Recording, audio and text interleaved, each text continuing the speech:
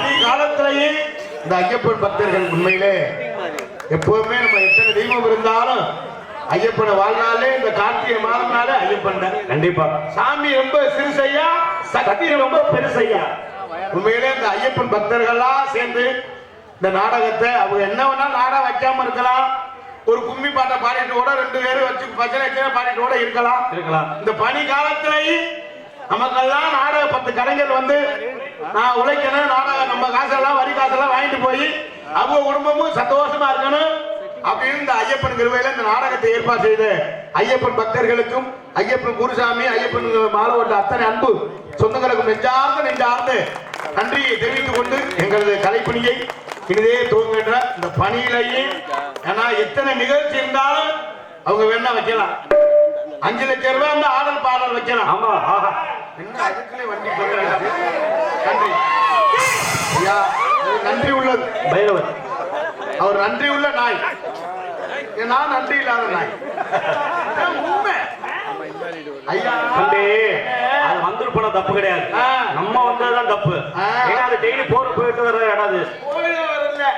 அவங்க ரூமே இங்கே உண்மையில. ஓ அப்படியா? அது ரூம்ல நம்ம வந்து இருந்துக்கிட்டு சவுண்டா தானே அது வந்துட்டோம்னா அப்ப அவங்க கோலப்பட்டு பார்ப்பாங்க.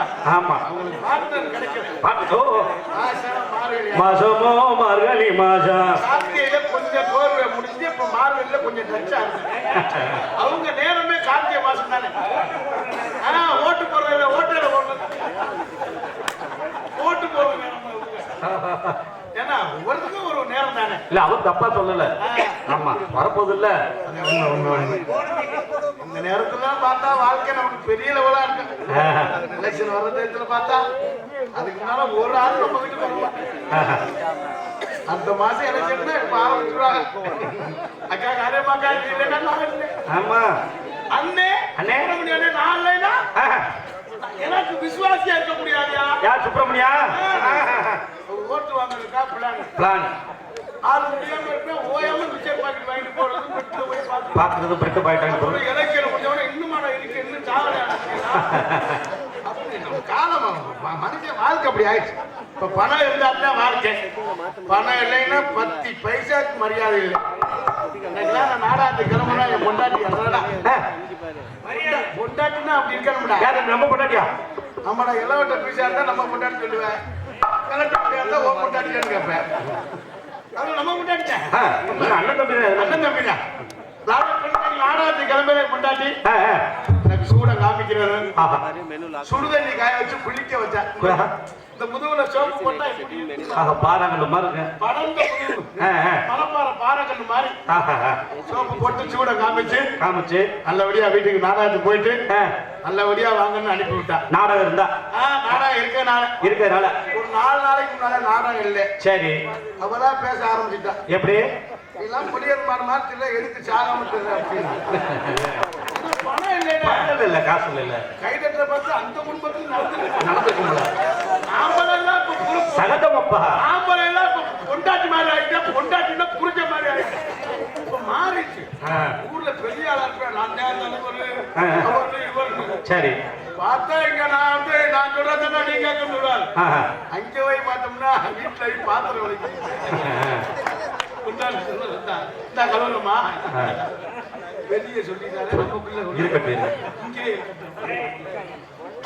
4 நண்பங்க ஒண்ணு சேர்ந்து சரி 4 பேர் நண்பங்க ரொம்ப க்ளோஸா இருந்திருக்காங்க. சரி இந்த 4 பேர்ல 3 பேர் சொல்லியிருக்கேன் என் பொண்டாட்டி இமுச முடிச்ச முண்டாடா அப்படின்னு. இன்னொருத்தான் சொல்லிருக்கேன் என் பொண்டாட்டிட்ட குடியிருக்க முடியாது நம்ம மருந்து வச்ச கொண்டுருவா அப்படின்னு. இன்னொருத்தான் சொல்லியிருக்கேன் அதே ஓ பொண்டாட்டியோட ஏன் பொண்டாட்டி அப்படித்தான் அப்படின்னு. அதுல ஒருத்தன் மட்டும் கொஞ்சம் கௌரவமா சொல்லியிருக்கேன். எப்படி என் பொண்டாட்டில நான் சொல்றதா கேட்பா அப்படின்னு. நான் எடுனா எடுப்பா குடுனா குடுப்பா சொன்னோம்னா இவங்க 3 பேரும் யோசனை ஓடிட்டேன். 4 பேர்ல உன் பொண்டாட்டி தங்கமா அமைஞ்சிருக்கடா அப்படின்னா உன் வீட்டுக்கு வாரண்டான்னு 3 பேர் சொல்லியிருக்காங்க. சரி இவன் இங்க எப்போ வர வேணாம். ஏன்னா இவன் பொண்டாட்டி அடி வாங்க இவனுக்கு தான் தெரியும்.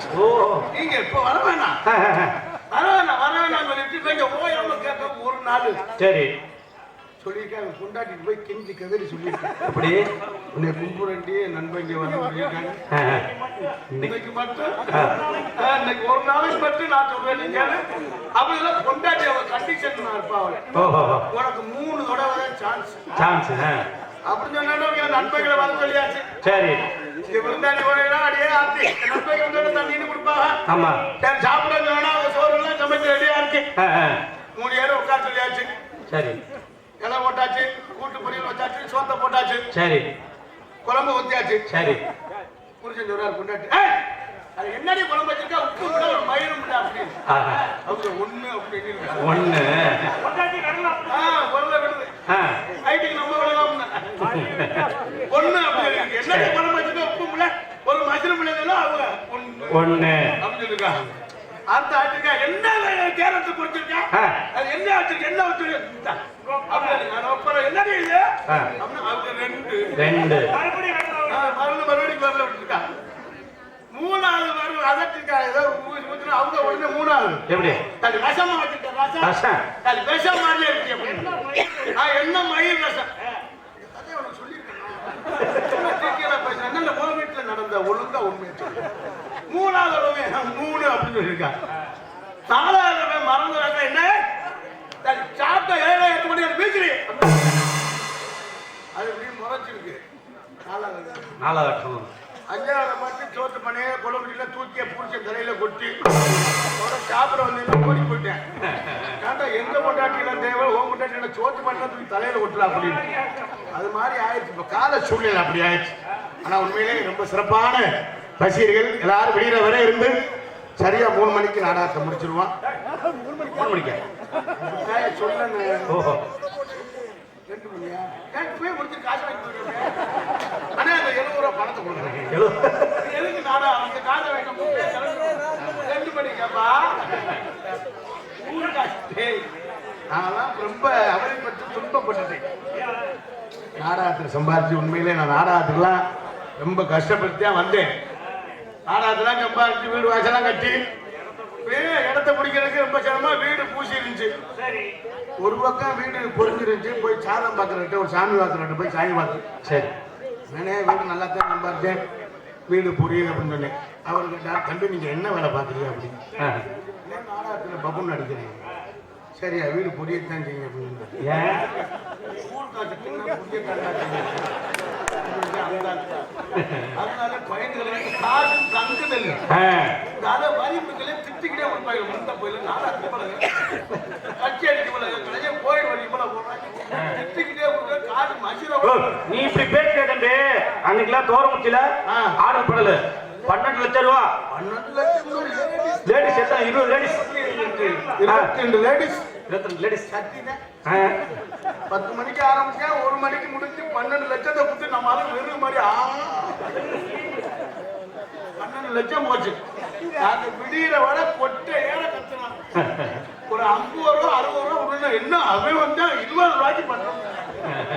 அது விடியிற வர பாவம் கத்துன. உங்களுக்கே ஒரு மனசாட்சி இல்லை இல்லையா? முத மாதிரி இல்லை, காசு எப்பெல்லாம் ஏற்றி கொடுங்க.